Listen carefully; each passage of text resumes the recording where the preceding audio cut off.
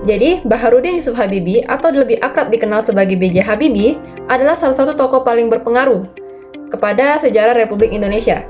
Ia dikenal sebagai teknokrat, ilmuwan jenius, serta Presiden ketiga Republik Indonesia yang membawa dampak yang signifikan kepada Indonesia di bidang teknologi dan demokrasi.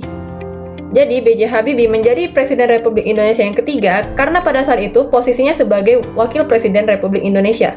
Jadi ketika Soeharto mengundurkan diri pada tanggal 21 Mei 1998, secara konstitusional, jabatan presiden otomatis beralih ke wakil presiden.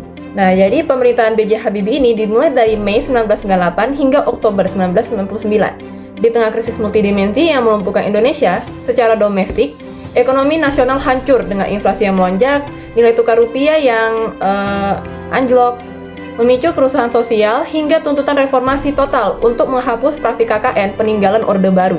Di sisi lain juga B.J. Habibie menghadapi tantangan legitimatitas politik di mana masyarakat meragukan kemampuannya memimpin transisi demokrasi karena kedekatan historisnya dengan Presiden Soeharto. Nah, secara global juga Indonesia sangat rentan karena ketergantungan penuh kepada keuangan IMF dan lembaga internasional yang menyelamatkan ekonomi.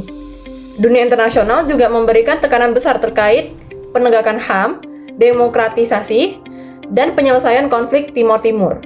Dalam situasi yang terjepit antara desakan rakyat dan pengawasan global, B.J. Habibie harus meletakkan dasar bagi sistem politik yang lebih terbuka dan menstabilkan keuangan nasional dalam waktu yang singkat.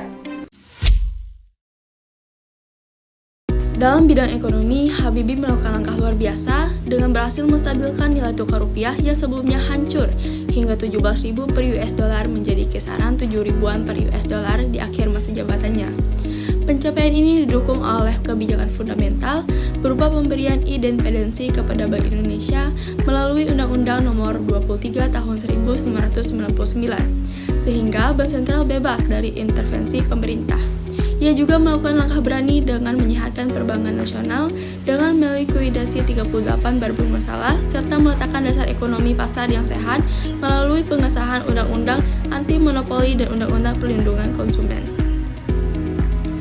Di sektor politik dan hak asasi manusia, Habibie melakukan reformasi radikal dengan membuka keran kebebasan pers melalui Undang-Undang Nomor 40 Tahun 1999 dan membebaskan para tahanan politik era Orde Baru.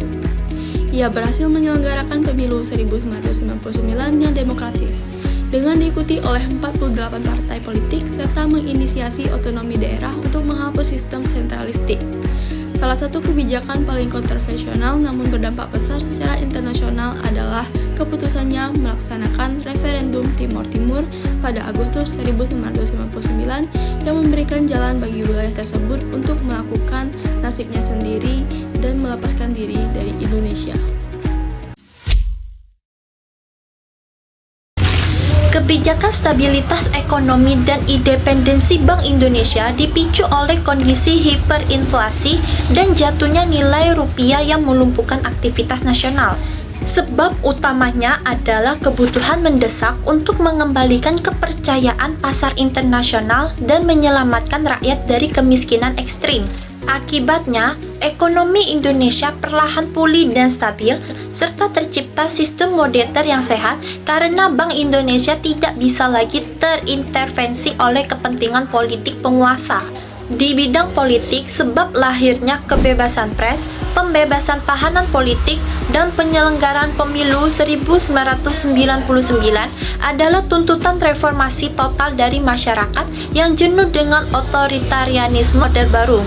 Akibat dari kebijakan ini adalah terciptanya fondasi demokrasi modern di Indonesia, di mana kekuasaan kembali ke tangan rakyat melalui sistem multipartai dan pers berperan aktif sebagai pengawas jalannya pemerintah. Sementara itu, keputusan referendum Timor Timur diambil karena adanya tekanan diplomatik internasional dan keinginan Habibie untuk menghilangkan beban politik luar negeri Indonesia. Sebab ini membawa akibat yang kontraks. Secara internasional, citra Indonesia membaik. Namun, secara domestik, hal ini memicu kemarahan kelompok nasionalis dan militer. Kekecewaan atas lepasnya Timor Timur inilah yang menjadi alasan utama ditolaknya laporan pertanggungjawaban Habibie oleh MPR yang kemudian mengakhiri masa jabatannya. Nah, secara jangka pendek, kebijakan Habibie berhasil menyelamatkan Indonesia dari jurang kehancuran ekonomi dan anarki politik. Dampak yang paling terasa adalah stabilisasi nilai tukar rupiah yang luar biasa dan pulihnya pasokan kebutuhan pokok di pasar, sehingga meredam gejolak sosial pasca kerusuhan Mei 1998. Namun, di sisi lain, keputusan berani seperti referendum Timor Timur memicu guncangan keamanan dan luka mendalam di kalangan militer serta kelompok nasionalis yang pada akhirnya membuat laporan mempertanggungjawabnya ditolak oleh MPR. Dalam jangka panjang, Habibie meletakkan fondasi struktural yang menjadikan Indonesia negara demokrasi modern. Kebijakan kebebasan pers dan sistem pemilu multipartai telah menciptakan ruang publik yang terbuka dan transparan yang kita nikmati hingga saat ini. Selain itu, pemberian independensi kepada Bank Indonesia memastikan bahwa kebijakan moneter nasional dikelola secara profesional dan tidak lagi menjadi alat politik kekuasaan yang terbukti membuat ekonomi Indonesia lebih tangguh menghadapi krisis-krisis global di masa depan.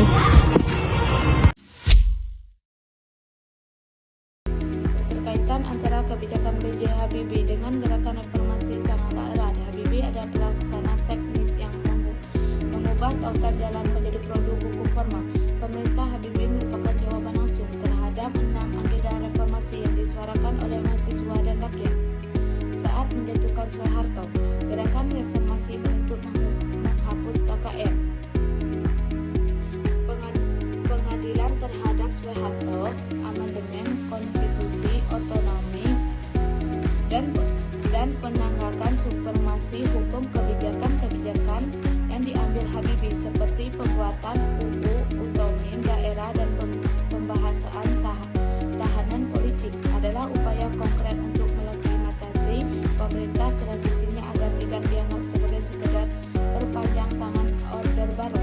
Secara struktural, Habibie fungsi sebagai jembatan transisi yang mengubah kemarahan massa menjadi perubahan.